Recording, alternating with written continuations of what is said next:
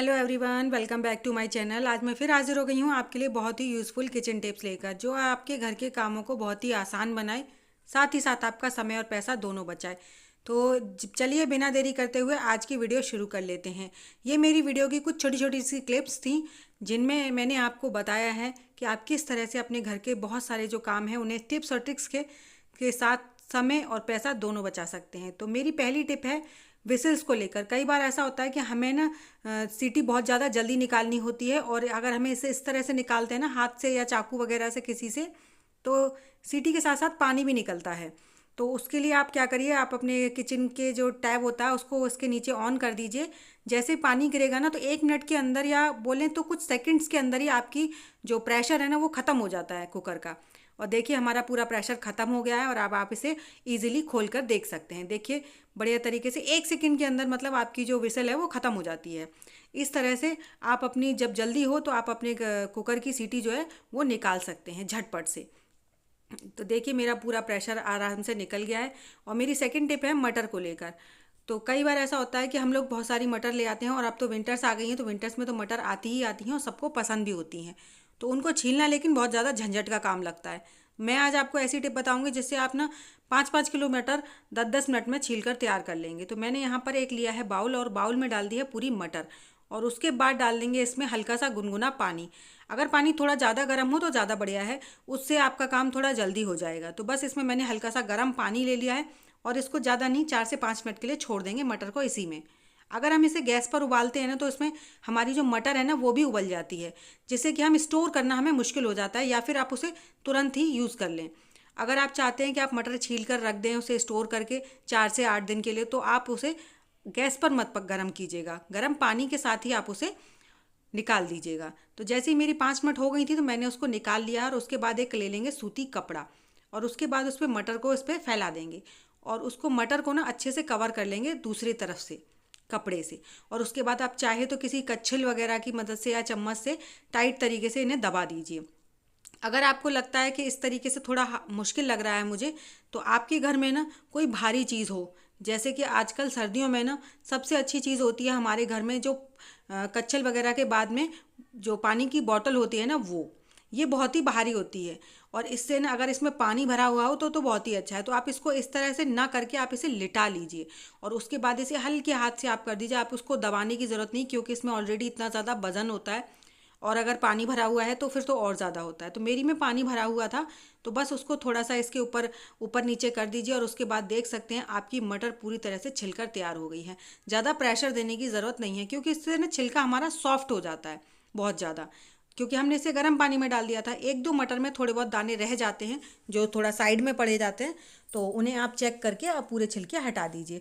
क्योंकि अगर हम अपने हाथों से छीलते हैं ना, तो हमारे हाथों में भी दर्द होता है, स्पेशली नाखून में तो बहुत ज़्यादा दर्द होता है, और टाइम भी बहुत ज़्यादा लग जाता है।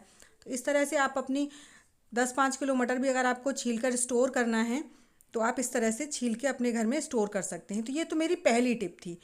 मैं अभी आपको 2 टिप और बताऊंगी, जिससे ना कि आप बहुत आसानी से अपने घर में और भी ढेरों मटर छील लेंगे, और आपकी हेल्प बच्चे भी करवा देंगे।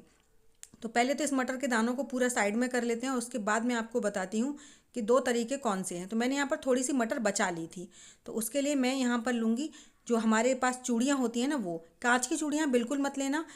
इसके लिए आप मेटल की चूड़ी ले लीजिए, और सिंगल नहीं डबल लेनी चाहिए, क्योंकि सिंगल अगर हम लेते हैं ना तो छिलका हमारा फट जाता है। तो पहले उसे आगे से दबा दीजिए, और उसके बाद आप पीछे से इसे हल्का सा प्रेशर दीजिए, और उतने में ही आपका दाने जो है ना वो सारे बाहर निकल आते हैं। इससे आपके ना नाखून वगैरह में भी दर्द नहीं होगा, और आपको मटर उबालने की भी ज़रूरत नहीं पड़ेगी। तो बस आप देखिए हल्का सा अगर नीचे से आप इसे खोल देंगे तो थोड़ा आसान हो जाएगा। नहीं भी खोलते हैं ना तो कोई प्रॉब्लम नहीं, ज़रा सी देर में आपकी मटर के दाने सारे बाहर आ जाते हैं। बस हल्के हाथ से उसे आप पीछे की तरफ से प्रेस करते जाइए, और दाने आपके आगे की तरफ निकल जाएंगे। तो ये तो है मेरी चूड़ी से लेकर, लेकिन मैं आज आपको एक और टिप बताने वाली हूँ। जैसे कि हमारे घर में सीज़र होती है, सीज़र से आप पहले पीछे का हिस्सा काट दीजिए, और ज़रा सी देर में दबा दीजिए, क्योंकि सीज़र भारी होती है ना, तो उससे भी बहुत जल्दी निकल जाते हैं दाने। ज़रा सी देर में आप बस नीचे से दबाते जाइए पीछे की तरफ से, और आपके दाने पूरे बाहर निकल आएंगे। तो आपको जो भी टिप पसंद आई हो आप उस तरह से मटर छील कर स्टोर कर सकते हैं। तो मैं ना पूरी सर्दियों में जब लास्ट में मटर आती है, उसके बाद मैं ढेर सारी मटर छील कर और पूरी साल भर के लिए स्टोर करके फ्रिज में रख लेती हूँ। तो इन्हें इस तरह से छीलेंगे तो बहुत ही आसानी से आप ढेरों मटर छील कर तैयार कर लेंगे और आप इसका पूरी साल भर इस्तेमाल भी कर सकते हैं। तो आई होप आपको मेरी ये मटर छीलने की टिप पसंद आई होंगी। तो चलिए इसी के साथ बढ़ते हैं नेक्स्ट टिप की ओर। उससे पहले आप सभी लोग मुझे कमेंट कर ज़रूर बताइएगा कि आप लोग मेरी वीडियो किस गांव या किस शहर से देख रहे हैं, ताकि मैं आप लोगों को थैंक्स बोल सकूं। तो ये मैंने भाजी उबाली थी, तो भाजी में मुझे लग रहा था कि हल्का सा पानी ज़्यादा हो गया है। तो अगर हम उसे इस तरह से निकालते हैं ना, तो हमारे जिस जिस बर्तन से हम निकाल रहे हैं उसके साथ सब्जी भी आ जाती है। लेकिन अगर आप इसमें ना बड़ी वाली जो छन्नी होती है या छोटी वाली छन्नी हो, उसे रख लीजिए। उसके बाद ना आप इसमें से पानी निकालेंगे ना, तो आपका सिर्फ पानी ही आएगा, बाहर सब्जी नहीं आएगी। तो इस तरीके से आप अपनी किसी भी सब्जी का पानी निकालना चाहें तो निकाल सकते हैं। मेरा ये पानी एक्स्ट्रा नहीं है, मैंने सिर्फ टिप बनाने के लिए दिखाया है आपको। मुझे तो अभी इस भाजी में सब्जी में पानी डालना है। तो सिर्फ इस तरह से आप इसका इस्तेमाल कर सकते हैं। और कई बार ऐसा होता है कि हमारे पास मैशर नहीं होता है, और अगर हम इस तरह की रई से इसको मैश करते हैं तो भी अच्छी तरह से नहीं होता। तो उसके लिए आप एक ग्लास ले लीजिए और उसमें अच्छे से इसे, जो हमारी मथानी है, इसे फिक्स कर लीजिए।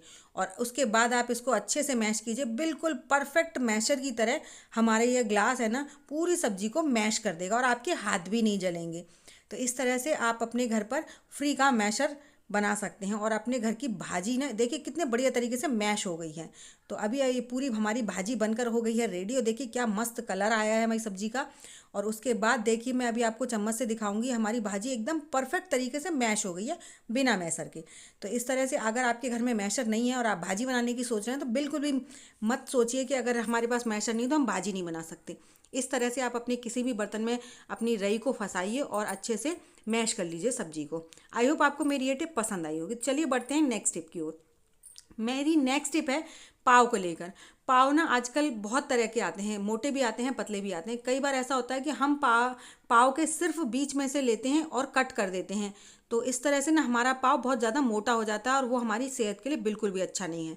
तो मैं पाव को कुछ डिफरेंट तरीके से काटती हूँ। जैसे मैंने एक लेयर ये कट कर दी है, और उसके बाद अब हम इस एक लेयर को अलग कर देंगे। तो जो हमारा ऊपर वाला पार्ट है ना, अभी इसमें से हम 2 लेयर और कट करेंगे।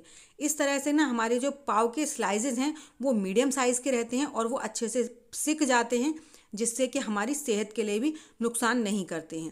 तो इस तरह से जब भी आप पाव वगैरह सेकें ना, तो उनको 2 भागों में न काट कर 3 भागों में काटिए, जिससे कि पाव थोड़ा पतला रहेगा और वो अच्छे से सिक जाएगा। तो खाने में भी टेस्टी लगता है और साथ ही साथ हमारी सेहत के लिए भी नुकसान नहीं करता है।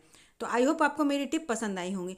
टिप्स अगर पसंद आई हो तो वीडियो को लाइक और चैनल को सब्सक्राइब करना बिल्कुल मत भूलेगा। साथ ही साथ अपने फैमिली फ्रेंड्स में भी ज़रूर से शेयर कीजिएगा। Thanks for watching, bye.